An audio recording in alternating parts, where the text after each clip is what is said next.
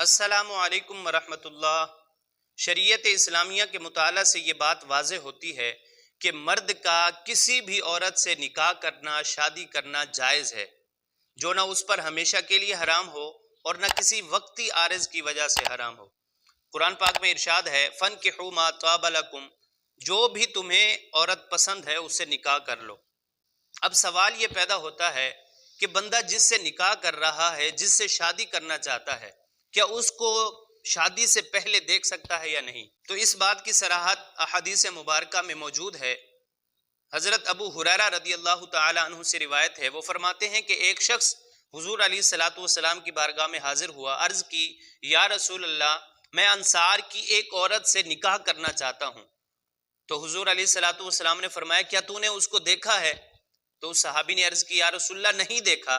تو حضور علیہ الصلوۃ والسلام نے فرمایا فَاذْهَبْ انظُرْ إِلَيْهَا، کہ جاؤ پہلے اس کو دیکھ لو پھر نکاح کرنا۔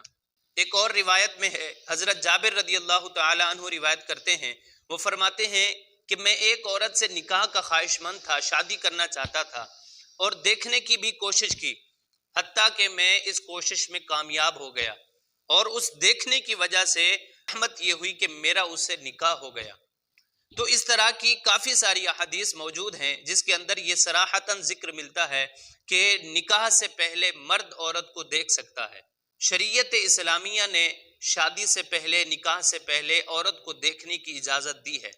مقصد یہ ہے کہ آپس میں ان کی محبت پیدا ہو، ایک دوسرے کے اندر محبت پیدا ہو، ایک دوسرے کو دیکھنے سے، ایک دوسرے کو پہچاننے سے محبت اور الفت پیدا ہو، اور شادی کے بعد، نکاح کے بعد ان کے تعلقات اچھے ہوں، اور ایسا ہوتا ہے۔ لیکن مغربی تہذیب نے اس بات کی اجازت دے رکھی ہے کہ عورت اور مرد شادی سے پہلے کافی عرصہ، کافی وقت ایک ساتھ گزار سکتے ہیں اور آپس میں محبت جیسے تعلقات بھی قائم کر سکتے ہیں۔